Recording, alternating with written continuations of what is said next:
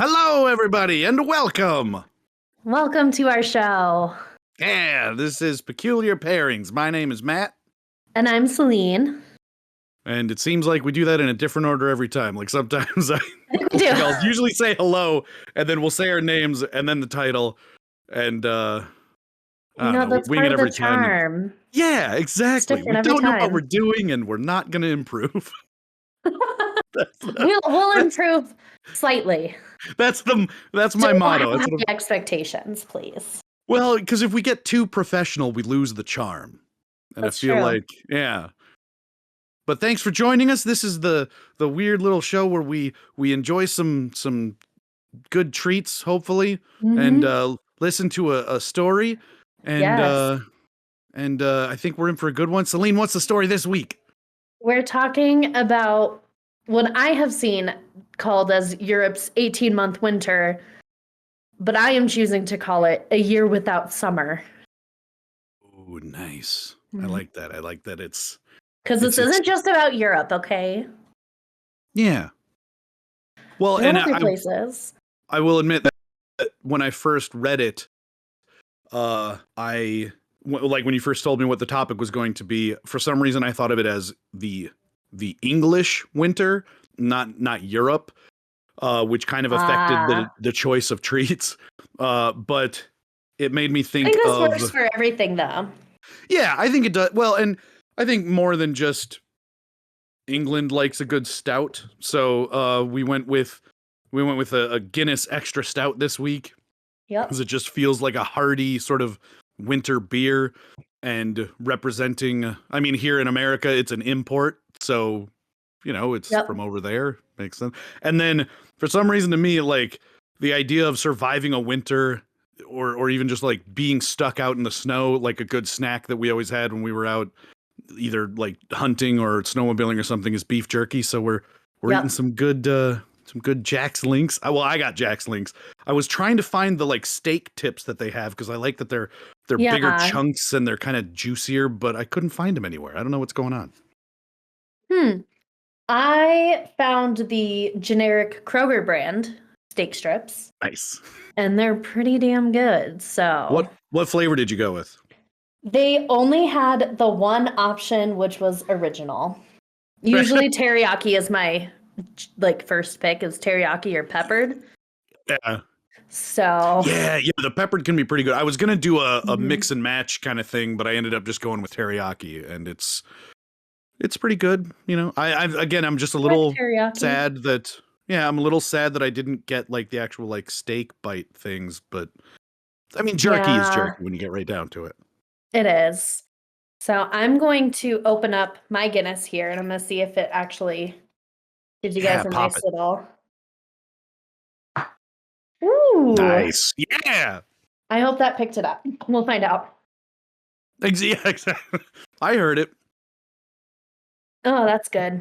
I mean, I say that every time I have Guinness. I love stout. So... Well, and I just realized I don't think I've ever had their extra stout. It is extra stouty. It is. It's pretty good. Yeah. So it's still nice and smooth. Has that Guinness finish. It does. So we're all settled in, and I'm ready for a good story about winter. All right. So our sources today are Wikipedia and syedusar.edu, talking about how climate works. Oh, that is the name of the article. Well, I was going to say .edu. We're really moving up in our source not material. Just Wikipedia. Yeah. We have an actual like institution with us on this one. All right. We do. So, a year without summer begins in 1816, which was due to some severe climate abnormalities. Oh, shit. Which, at the time, because it's 1816, they're like, what the fuck is this? Nobody knows what's happening. They don't know why. They know it's weird, but that's about it. Before the term climate change even existed, they were like, this is quite an odd change in our climate. This is odd. I don't like it. It was a problem, let me tell you. You store all the food for the winter and then The winter never ends, and you're like, The oh, winter fuck. never ends. Oh, yeah.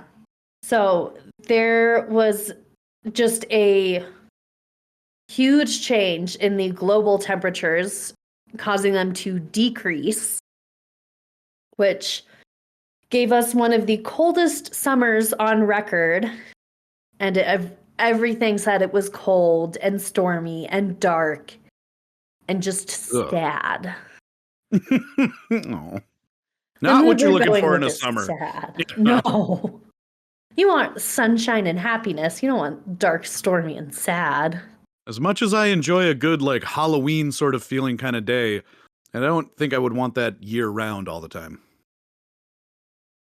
I mean, I like when there's weather, so I feel like I would dig it, but I know not everyone else feels that way. So I'm not going to impose that on other people. Fair enough. Which I don't know how you would anyway. unless you have somehow developed. Yeah. Give me Halloween. Give me a gloomy day. Yeah, they're like, look, even if we had that, or like, even if we wanted to comply with you, yeah, we don't.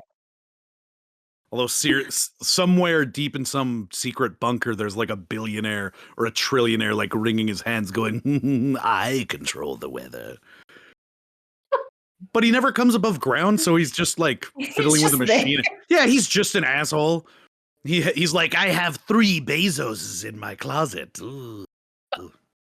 Oh no. I don't know a lot about money. I just mean like that's how much money he has. He's like, yeah. Oh, that is too much money.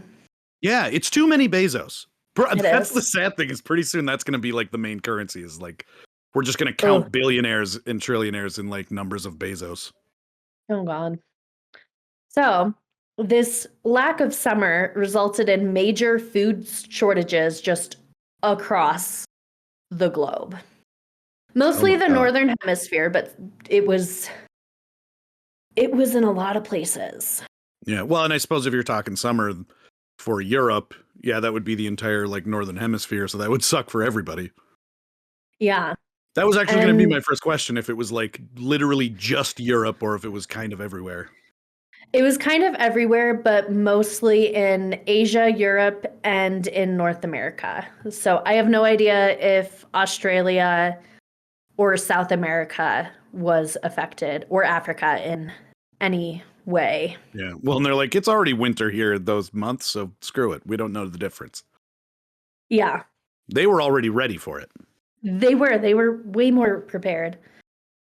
And there is evidence suggesting that this was all due to the eruption of Mount Tambora, leading to a volcanic winter. Oh, okay. So yeah, it wasn't necessarily human error.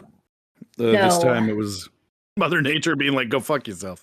Yeah, basically. Time to control the population a little. Just a little bit. Yeah. So a volcanic winter is the reduction in global temperatures due to volcanic ash just being everywhere. And we do know that Mount Tambora erupted in the Philippines in 1815. So the year before all hell broke loose. Okay, yeah, so we actually have record of that. Yes. Can track it. Do you happen to have any info of like how many people lived in the Philippines at that time? I do not, but I do have that it was the largest eruption in 1,300 years. Wow, for that like particular volcano?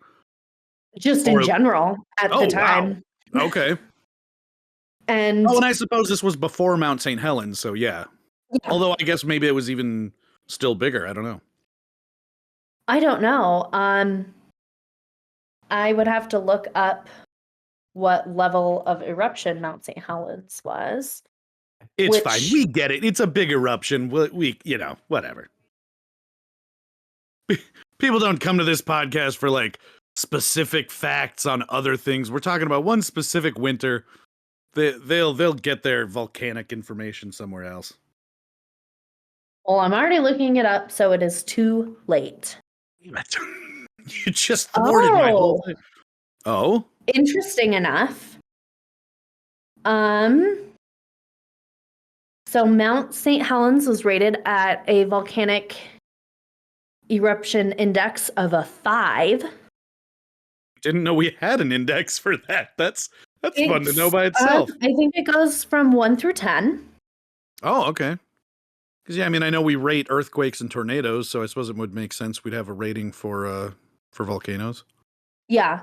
So Mount St. Helens is about a 5, and Tambora is about a 7. Holy crap! Okay. So, wow. Really huge. Really huge. But if while you're there, do you happen to see Pompeii? I actually just closed it, so let me look. Because I am actually curious about this. I get the feeling it's going to be smaller because it was more localized. Yeah. Like, even though it's famous, I get the feeling that it's like you don't hear about Pompeii being a climate changing sort of event. It just happened to cover a city and stuff. Yeah. It is giving me some trouble with it. Well, in the meantime, I'm gonna guess at most it's a 4. Oh, come on. It's telling me what Yellowstone would be, but that Yellowstone has not happened. Yeah. I was gonna say, okay, like estimating based on pressure and size or something, they're like, it would be 1,000. I want to say there's a chance that they actually don't have information on it just because of when it happened. Well, son of a bitch. Some people are thinking it would have been about the same as Mount St. Helens, so about a 5. I'm gonna consider it close. I said 4. Screw it. I did all right. Yeah, that's close enough. So it is possible that the eruption of Tambora was in relation to the eruption of Mayan, which is also in the Philippines, that happened the year before in 1814. I know, they're just having stuff explode everywhere. Like, yeah. Whew. I mean, I suppose you're an island chain. That's kind of what happens. They usually just like are volcanoes. That's what Hawaii is. Yeah. So this eruption is the world's largest eruption during historic times. Okay. So I think when they show, if you ever look up the indexes, it shows like all the ones for what they think will happen for ones that have not happened. Okay. And then they'll be like, we predict that this one will be this and this one will be this. And you're like, okay. Right. And since like Pompeii may have been arguably prehistoric in terms of like volcano records, they can't necessarily say. Yeah, I mean, unless you were actually there measuring it, it's hard to be 100% accurate with it. Yeah, because we do that now. We measure them. There were 4 other volcanic eruptions around this time. Oh my God. Also in the Philippines? I hope not. Just kind of like a little bit all over the place, but kind of in that area. There was a mystery eruption in the Southwest Pacific Ocean in 1808. And I think that just means they don't know where it was exactly. It just kind of happened. Yeah, I thought we're gonna have like a dinner theater murder mystery thing going on, but yeah, they're just like, we know that we see evidence of an eruption, we don't know where it was from or whatever. Yeah, they're like, it just happened. I don't know. It was an immaculate eruption. Yes. Then there was Le Soufriere on St. Vincent, and that one I believe is in the Caribbean. So a little bit all over. There was Awu in the Senjiki Islands, and then Suwansowajima in Japan. and then Mayon in the Philippines. So you kind of just have a lot of volcanic activity leading up to this huge one. Interesting. I wonder if they're all part of the Ring of Fire or whatever. Like maybe there's like a chain of volcanoes and they kind of like set each other off or something. I don't even know if that's what the Ring of Fire is, but I think that it could be a volcanic part of chain. It is. It's like a volcanic chain that's like kind of like this big circle. Yeah. So we're in a time we gotta so we've already got a bunch of eruptions, got a bunch of ash already in the air, and that kind of sets us up for 1815. Yes, where it has been described as a complete disaster for agriculture. Yeah, I would imagine an endless winter would not be good. Yeah. And the most affected areas were New England, parts of Canada, and Western Europe. Oh, okay. Which is why I think they call it Europe's 18-month winter, because that's who got hit the hardest. Right. So, we're going to talk about Asia first. We're going to ignore Europe for now. Yeah, the one that really got hit. Fuck them for a second. I feel like we got to acknowledge everyone that was affected by this and not just focus on Europe. Well, and Europe's going to be the main article, so that's fine. Let's do the tidbits first. So in China, there was massive famine. They had a lot of flooding, and that destroyed most of the crops that they had. Interesting. And then their monsoon season was severely disrupted, so they just had a lot of flooding. Just floods everywhere. At like the wrong times. Yeah, they're like, we need to get wait, where'd you say China? Yes, and they had a lot of flooding specifically in the Yangtze Valley. Do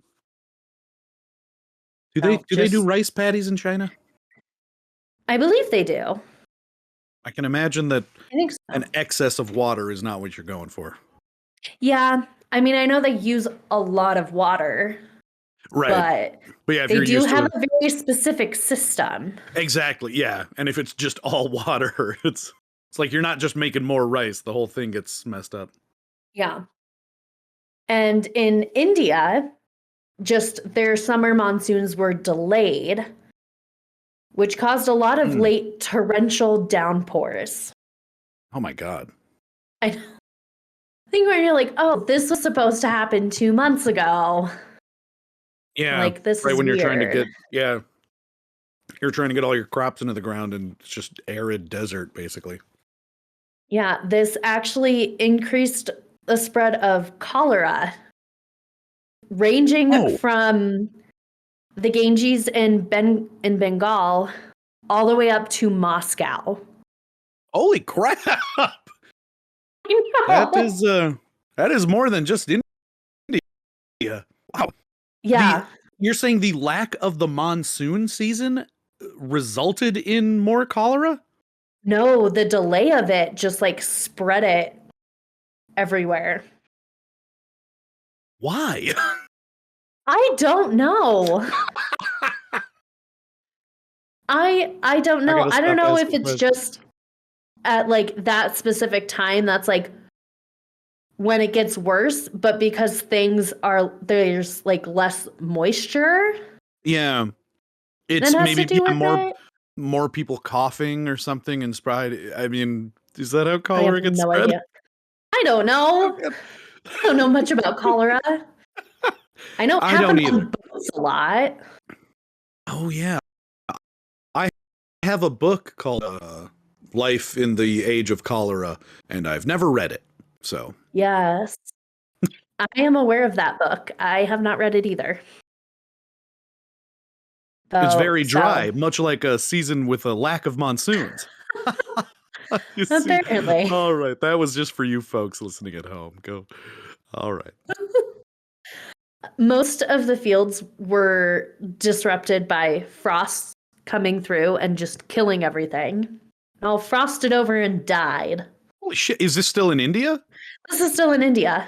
Oh my God. They had snowfall and just mixed precipitation, just all over the place. Again, not ideal for raising crops. No. In Taiwan, which is a tropical climate, they had snow. So that was new for them. I was going to say, I bet people were just losing their minds. Oh my God, probably. They're like, what is this? I don't know what this is. It's like the people in Florida over the last couple of years who had like, they're used to, winters getting into like maybe the 50s. They walk outside and it's like 30 degrees and snow is falling from the sky. And they're like, this is why I live in Florida, to avoid this kind of shit. What the fuck? Yep. Exactly. And the one place that seemed to survive the easiest or have an easier time with the whole thing was Japan, because they were still using caution after the cold weather they had from the Great Tenmei famine. So they had stores already built up. Yes, they had crops get damaged, but nothing completely failed. And because they were still kind of like, okay, like we got to prepare, like just in case, like we got to be ready, they were fine.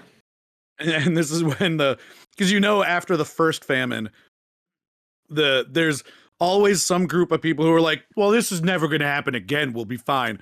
And then there's the people who are like, no, we have to be ready. And then this comes around again, and they're like, see, we told you. We told you, we knew this was happening. Yeah, and then they're high-fiving each other like, yeah, we did it. Yeah, so the Tenmei famine was from 1782 through 1788. So by the time they got to 1816, they're like, all right, we're ready.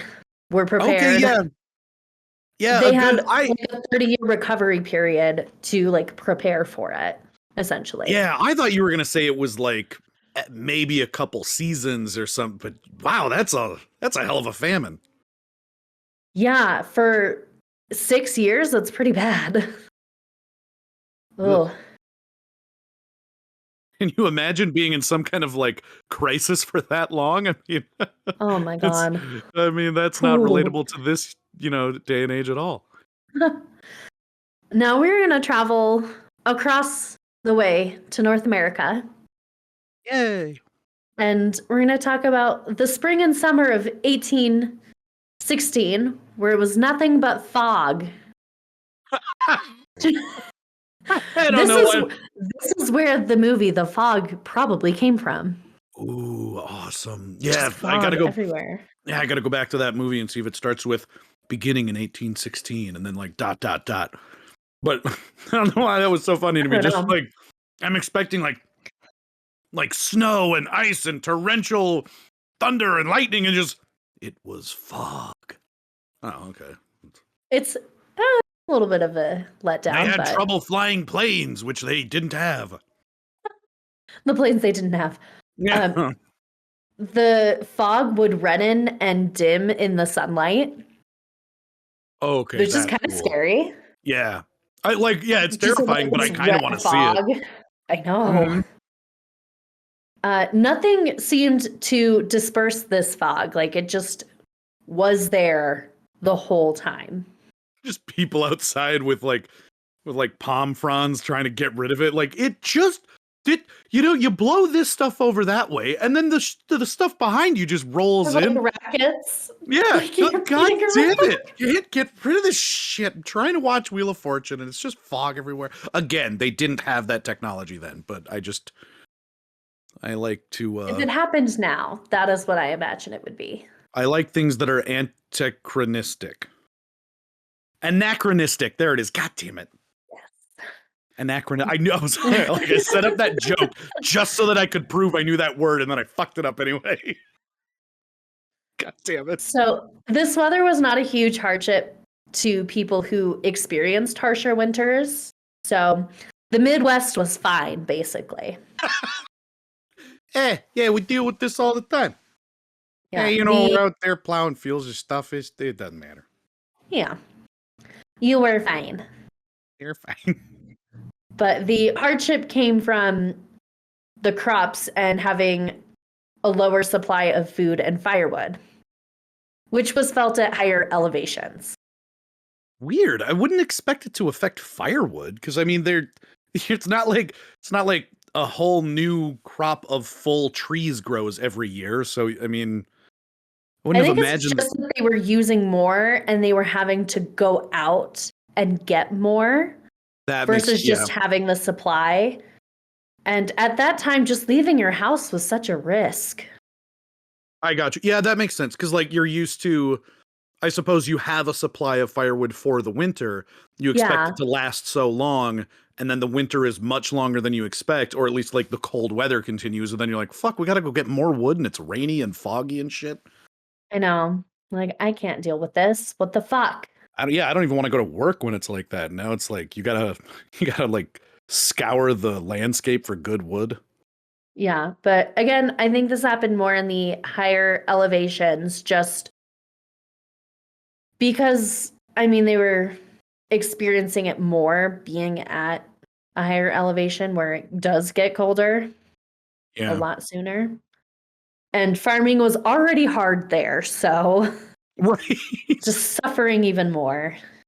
It is amazing that humans survived that like we're still going because like I mean, it feels like life is so hard now, and we I have know. so many advantages. It's unbelievable that you look back at people who like braved, you know, the Rocky Mountains in like the 1700s to go west, and like they made it, and you're like, I Oh, don't even want everyone to. but the Donner Party.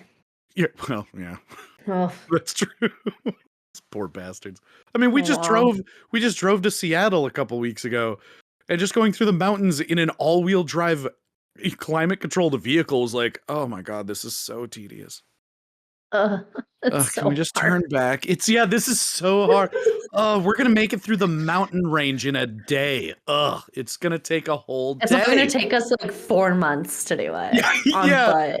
Oh my We god, have to yeah. walk like 10 miles every day.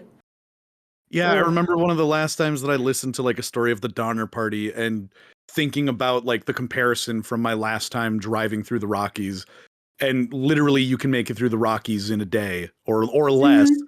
And just to think that like they had to plan it by the changing of the seasons. Just Yep. oh my god. Yep. Then so in May of 1816, a frost came through and killed almost everything, Oh no. which very much affected Massachusetts, New Hampshire, Vermont, and upstate New York. Wow. Because again, not quite used to having a winter this harsh. Right. And then you've already got those like so all of those seeds, all the watering you've done, all the tilling and everything. It's like great. So Ruined. that's screwed. Yeah. Now we have to we're already behind schedule and we have to completely start over. Awesome. Yep. In Cape May, New Jersey, they had frost reported for 5 nights in a row in late June, Oh just my god. causing extensive crop damage. Although that does remind me of the very first time that I ever went with my dad up for opener of fishing in Minnesota. Hmm.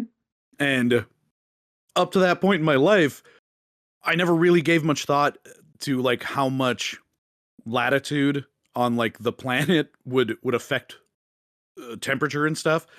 Yep. And so I mean in May around the Twin Cities area, it's snow comfortably in the 50s, 60s. You'll already have days in the 70s sometimes, nice, you know, long days of sunshine and stuff. And the first time I Yeah. went up there, like Dad was talking about how the ice had just left the lake and it was Oh, yeah, it was like 20 degrees and we're out there. I literally had every single article of clothing that I had packed on me at all times because I didn't really bring like winter jackets or anything. yeah. You're And not ready. it did lead to one of the coolest moments of my life though, when it was like just the second day I was even there. I don't think we had done much fishing. I think it was the afternoon of the first day that we had really gotten out there to do fishing, and I'm just miserable. It's cold, but it's very Ooh. still, and so the lake is like glass. You know, it's like a mirror. It's perfectly Oh, still, And I I'm love sitting there. that. It's It's so beautiful. yeah. And I'm sitting there and I'm shivering and it's just I'm like, I just want to go inside. And then it started to snow. And and it's so cold that no one else is even there. Like Dad was Yeah. talking about how it's like only the hardcore fishermen are out, this weekend. You would say He that. would, yeah. And he wasn't No, wrong. only the hardcore people do it. Yeah, he wasn't wrong. I mean, No. I think we're maybe 2 other weekends, Oh, wow. but I've never been on an open body of water with snow coming down. It was just super surreal and really cool. And That's really the best cool. fishing that I've ever experienced. I don't know what it was about the cold water or just maybe no other fishermen on the lake, but we caught our limit every day. It was awesome. Dang. That's pretty cool. Yeah. Go fishing when it's cold, I guess. I guess so. Well, they definitely did not do that. Good I call. can say they relied on the fruits and vegetables, which failed them generally. Which failed. Well, I guess it was a bad call then. They should have gone fishing. They should have gone fishing, is what they should have done. Mm-hmm. They had a lot of issues with corn, or like only a quarter of it was usable for food. Oh, and the geez. rest was just unripe or moldy. A lot of their food was really moldy. That sucks. I know. That's like the worst thing ever to be like, oh, like it's time for the harvest, it's ready, and then you're like, oh Oh God. God, what happened? But but it wasn't even ready yet. Well, and I like that you said some of it just like wasn't ripe yet. So it's kind of like the worst extremes of both sides where it's like, well, okay, this we can't eat because it's not ready, and that's already we didn't like how did we miss when it was perfect? We missed the point at which it was ripe, and now it's just mold or it's not ripe enough. What the hell? Yeah, and they saw it as being so bad that they wouldn't even feed it to like their livestock.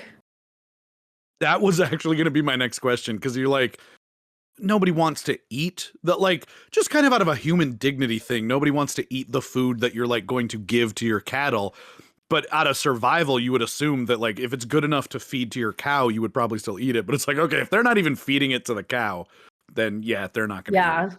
Yeah. The price of food rose very sharply.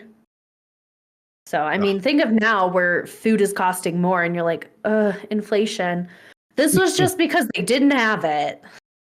Yeah, like we literally have one grain quadrupled. Yeah, we have 1 grain of corn left and everybody wants it for like 2 shillings or however much money was. Yeah. We'll give it to the highest bidder. Yeah. And in Quebec, they ran out of bread and milk just entirely. Oh, no. I know. And in Nova Scotia, they foraged for herbs and were boiling them as like a stock for sustenance. Oh. Just makes me so sad. You're like, It does. Here's your soup. Yeah, little Timmy, I guess. Your dirt soup.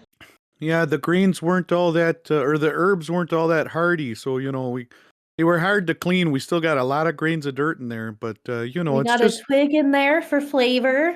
it's extra nutrients. You get that in there, it'll get you through the winter. It'll at least keep your bones warm. We got warm water, and that's for winter. About it. Yeah. Oh, good Lord. Yeah. Stick water. Just stick water. Everyone was calling the weather backwards. They just are like, this isn't right. It's backwards. Yeah. Yeah. And they described everything as a frozen, barren wasteland. Okay. Well, that just sounds like, that just sounds like me when I'm delivering mail in the winter. I'm like, fuck this goddamn godforsaken barren countryside. Why the hell do we live here? But you're not like, oh, there's snow. It's pretty. Oh, this is the only job I've ever had that just makes me hate it. Because I'm like, I wake up and I'm like, no, I'm not ready for this yet. I mean, it's nice on the weekends when you can just kind of sleep in, and then you get up leisurely Yeah. with a sweater and a cup of coffee. But then the whole day, Yeah. like, I'm just thinking, I gotta go deliver tomorrow, and I'm not gonna Mm. enjoy it, and I gotta put on my ice grippers, and ugh. That's not fun. But then imagine that it continues. Like, that's what kind of gets Oh, me through the winter is like just knowing gotta get there's to an like end. April. Yeah, because even now, like we had snow today. It was sunny this morning. It started raining, and then it basically hit again, and now it's just kind of overcast. And it's like, yeah, that happens. Whatever. We're Oh. transitioning to spring. It's fine. But if that like indicated that it was just gonna keep going like for more months, like through the whole summer, I would. You never know if it's going to end. I think I would just drop my entire life and just drive south. Be like, fuck it. The world is ending. I'm gonna go to where it's nice for at least a little while. Yeah. So they recorded temperatures that were below freezing almost every single day in May. Oh my god. They also record having frozen temperatures June 9th. Wow. Yeah, you're not gonna grow any crops with that kind of weather. No, they did attempt to replant the crops that were destroyed. And then on Which, July 7th, it got so cold, everything stopped growing. oh no. I know. Everything just is against them. They're trying so hard. Yeah. I mean, and this is in the age when it's like, we are going to die if this doesn't grow. Yeah, if this does not work, we will die. Yeah, like we're And screwed. What the hell? yeah. Then in July and August, lakes and rivers had ice in them. So they're like, okay, great. We're just not warming up at all. Yeah. Cool.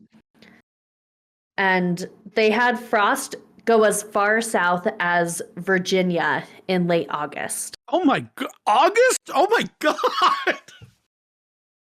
We So were going to very stick around in cold. June for a while. Jesus.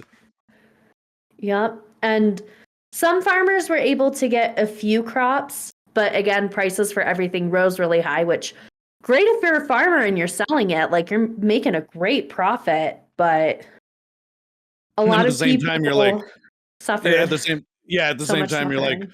awesome, I got to sell my corn, but now I have money which I need to buy food, and there's no food. Well, I'm And there's sure they kept. Yeah, they it's like I probably traded. kept a good amount for themselves. You imagine they must have. They're like, well, we're the farmers, so we need to survive, or else nobody else gets food ever. So we're gonna keep what we need for winter, and we're gonna just price gouge everything else for the rest of you. Yeah. Well, it's like a grandma and the family farm. They never really had any issues with any sort of like hardship during the Great Depression just because they had a farm. They had a means to like keep food on the table. Yeah, yeah. I mean, yeah, even just a little kind of backyard, like single acre garden will get you through. Yeah. She still And always has so many beans. she Like, does. gosh, I have so many beans. Tom, you got to come take some of these beans.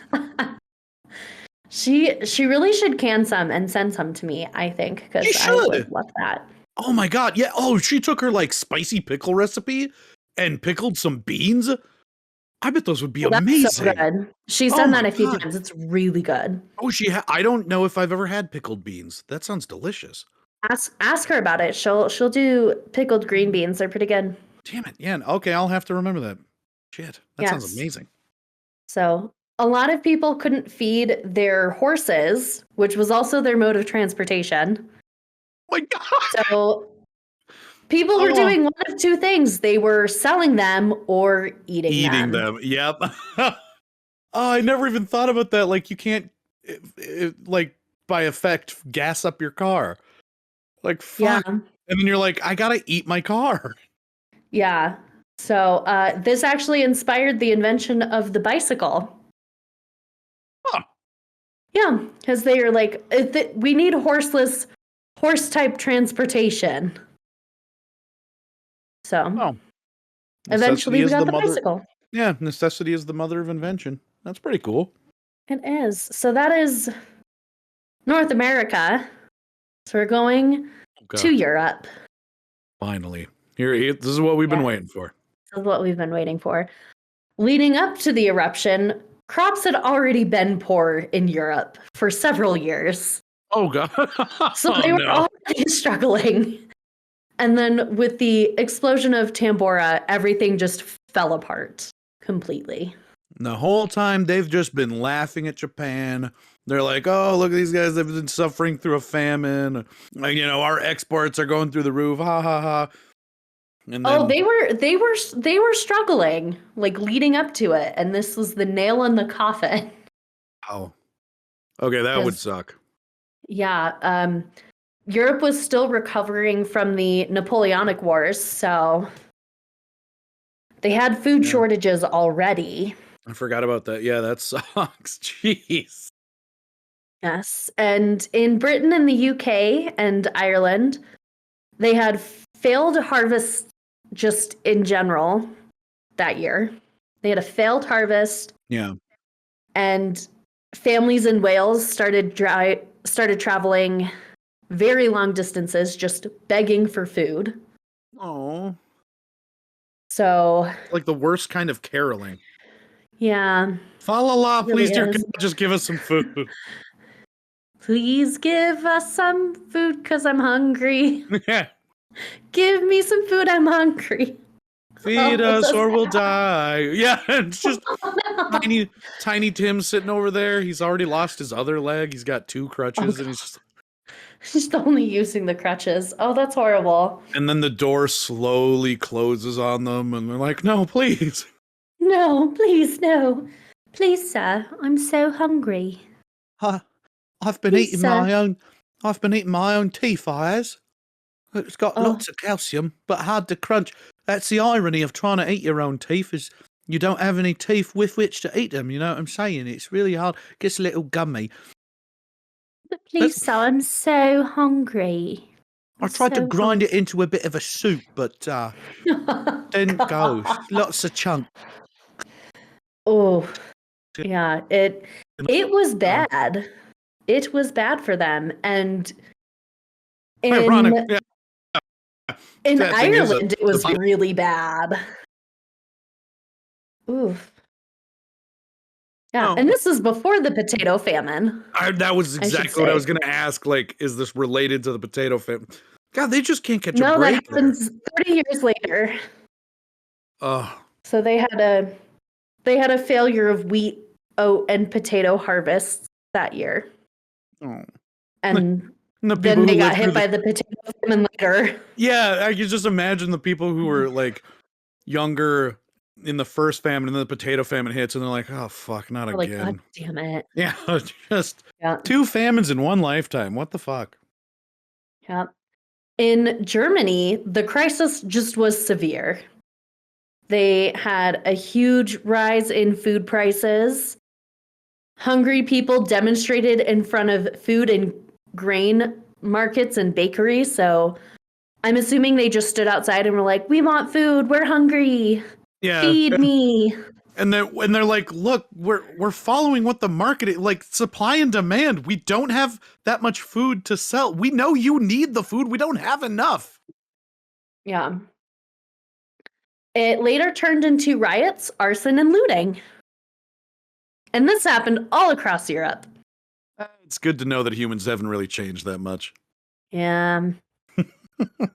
And in France, despite riots and everything being common, the French outdid us all. Oui. Which,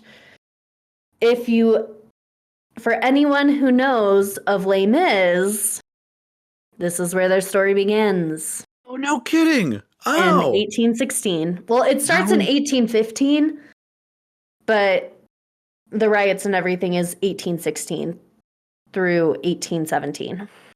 How delightfully disturbing. Yeah. So, and that was during the Bourbon reign. So not Louis and Marie Antoinette. The next one. Is that where bourbon comes from? Is that like where we get the term bourbon? Or is bourbon in America? Because I mean, I don't know if bourbon is American or not. Because I think I'm it assuming is. bourbon is French, but that's like why we have the bourbon district in New Orleans, Bourbon Street. Yeah, I don't know, but I Bourbon. feel like the history of whiskey would be fun, so maybe we'll talk Ooh, about that. yeah. Gee, I wonder what we'll drink for that episode. Oh, I wonder. A nice wine. Yes. Yes, absolutely. Yeah. So the French people had some of the highest levels of violence in the city since the French Revolution. Oh, well, when you have nothing to eat, your neighbor looks pretty tasty. It's true. And fun fact for anyone out there, the French people love to riot and revolt. Oh, really? And they would do it just in general throughout their history so often that they started making the streets wider so it was harder to barricade and shut things down. I had no idea. Wow. Yeah, if you go to like what they call the Latin district, which is it's just like where they have really good food. The streets are like way narrow, but then you go to the Champs-Élysées and the streets are like 5 lanes. Wow. So just because of rioting. That is so weird. yeah, so this was during the time where it was really easy to barricade the streets and shut things down because you were angry, which they did. I mean, it comes from an era where they built cities before vehicles and, Yeah, large buses and motor cages and stuff. So they're like, they didn't need the space then. I love the fact that they sort of like preemptively created enough space for motor vehicles because people were rioting in the streets. I know. It's kind of funny, but it is also a little terrifying if you're not paying attention. Like, it is very easy to get hit by a vehicle. Oh, I thought you were gonna say just hit by a riot. They're like, that's how bad it is in France. It's just, you're sitting in the there streets. You yeah. really gotta pay attention. Oh, I bet. Yeah. Otherwise, you will get hit by a car. They don't give They'll a fuck. probably do their best to not hit you because they don't want to deal with that, but it happens. Yeah. They don't want damage on their vehicle. Yeah. So then between 1816 and 1819, Europe had a major typhus epidemic as a result of everything. Oh my God. Which was kind of from malnourishment and famine from the year before of not having summer. Of not having summer. You want typhus? This is how you get typhus. Yeah. 65,000 people died as a result of this. And it began out of Britain. So it spread down from there into Europe. Bastards. Yeah. Which, just as a comparison for people, 6.15 million people have died from COVID, 25 million from the plague, and 50 million from the Spanish flu. So, right, so I mean, a typhoid. A lot of people, but in terms of outbreaks and pandemics, it's not pandemics. It is a small one, thankfully. Although, so just to clarify, the 65,000 is like that number is only from typhus. Yes, just from typhus. Okay, so yeah, on top of a shortage, that's certainly not good. Yeah, and that's over the span of 3 years. So. Oh well, okay. It's not like too bad, but I mean. Yeah, I mean. Yeah. And it was the 11th coldest year reported on record since 1659. Wow. It was the 3rd coldest summer and the coldest July. Okay, I have to ask now, do you have the temperatures from 1659? I do not. You son of a bitch. Well, just because it started in 1659 does not mean that 1659 is the coldest. That's just when the record starts. Okay, I got you. I thought I was like, we've been writing it down since like the 1300s. No, we have not. We have not. I love to Mhm. be or just be in the room and the first person's like, hey, what would make it easier just to like kind of see trends and stuff? What if we wrote it down? What are you What if talking about? crazy thought? Yeah. What if we wrote it down? We're always Just doing a all thought. this. What do Yeah, we we're always think? doing all this guessing, like for when the seasons are going to start, like what the average temperature is supposed to look like, when we're supposed to start, growing crops and stuff. What if we wrote it down? And then, like, in the Yeah. future, we'll kind of be able to sort of know. Jeffrey, you are absolutely out of your fucking mind. I'm not right. I'm not writing that shit down. We will Just follow write the it book. down. Yeah. Just write it down. Just That's saying all all we I gotta do ask. is Just write it down. Just write it down. And then, like, it's just once a day, bro. Just one time. Just once. Yeah. And we'll do it tomorrow. We'll do it. Start tomorrow. All right, we'll start tomorrow. Big breakfast today, nightcap, then we'll start tomorrow. There you go. Yes. There were huge storms and an abnormal amount of rainfall. So all of Europe's major rivers flooded. Pretty sick. All of them. Everything is flooding. Jesus Christ. Just the whole thing. Just when you thought you didn't have enough water. Yes. And as a result of volcanic ash, Hungary had brown snow. Oh. It's gross. That kind of sounds like a medical condition. It does. Well, I'm sorry, sir. You have brown snow. That's Oh, what they're was like, in the what does that toilet. mean? Yeah. Do you happen to have access to high-grade Pepto-Bismol? I'm going to write you a prescription. I'm going to write you a prescription. I'm gonna write it down. Yeah, you do have to enter this the back way, if you know what I'm saying. But it'll take care of that brown snow. This is what we call the plow, if you know what I'm saying. It'll clear it out. In Italy, in the northern and north central region, they had red snow. That is a much worse case of look the Pepto-Bismol's not taking care of the red snow. You have to go to the emergency room right now. I can imagine if you don't know what it is at first, it just looks like blood dripping from the sky, and that is just horrifying. Oh, I'm still thinking of like a medical condition, but you mean so like the falling snow was actually red? Yeah. Oh, yeah. I could see like. And the brown snow is just kind of more like ash, which if you've experienced ash fall from the sky. Yeah. No, yeah, I could see the brown snow would just be kind of like ew. The red snow would be like this what is the Satan. fuck? Yeah, the world is ending. Right, the world is ending. Literally, world is ending. Jesus. Oh God. Oh my God, that would suck. And I bet they used it to tell people to go to church and pray because God is mad at you. I think that would get me there. I mean, I'm a pretty red snow. If that won't do it, what will? Exactly. Like, look, I'm a skeptical, atheist, but that would probably get like if the red snow literally started falling from the sky, I'm like, well, I better start praying because I have not been nearly devout enough to get into heaven, and the clock appears to be running low. So. Yeah. So they just had snow falling throughout the year in general, but in horrifying ways. Jesus. Imagine that too, where it's like, it's already the worst winter on record.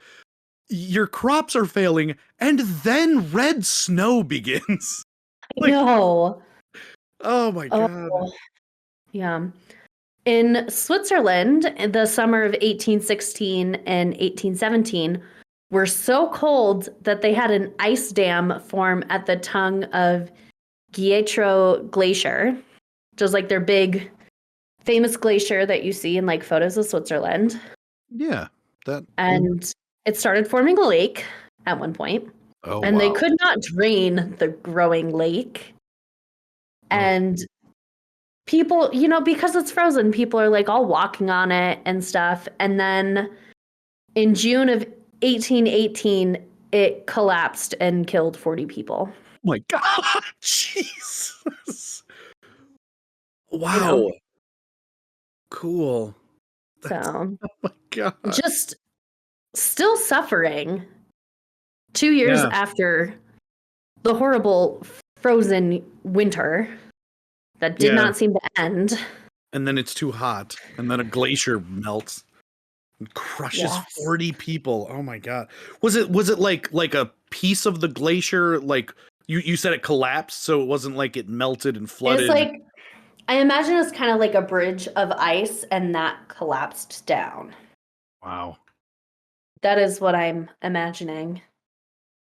40 people gone just like that. Yep. Yes.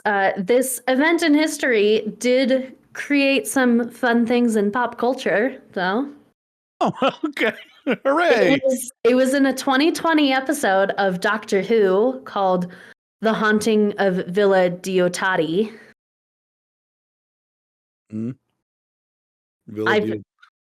That's what it said was the name of the episode. It was a 2020 episode, so a newer one. And what did they reference? They referenced the Switzerland they glacier? referenced the 18 months of winter. Oh, no kidding. Mm-hmm. Well, that's cool. They're just like a lot of ghosts who were pissed that they died during the winter. I don't know. I have not seen Doctor Who, so I don't know. I know you're processing that. So okay, I thought you said it was a 2020 episode. I missed the Doctor Who thing entirely. Yes, is a 2020 episode of Doctor Who, not 2020 the crime show. That's what I thought it was. Some kind of weird haunt. Yeah, I thought it was just an episode. Why they would do an episode about that, but okay. Yeah, I was like, okay, no, Doctor Who. Sense, yeah, well, and I'm behind on Doctor Who, so now I have that to look forward to. There you go. Sweet. In the 2013 novel Without a Summer by Mary Romanetter Cowell, the whole idea is that it's a year without summer. Aww. So dark and gloomy. There was a song written about it in 1991 by Pete Sutherland, which is called 1800 and Frozen to Death. Oh, Jesus. That's the title of the song? That's the title of the song. Good God. In 91? Like, a little late, but all right. Well, this gloomy summer did inspire a lot of writers. Like, I bet, yeah. Like Lord Byron, who wrote his poem Darkness during this time. Which famously starts with, "Hello, darkness, my old friend." Totally. Yeah. Lord Byron. I'm really familiar with Lord Byron. Yes.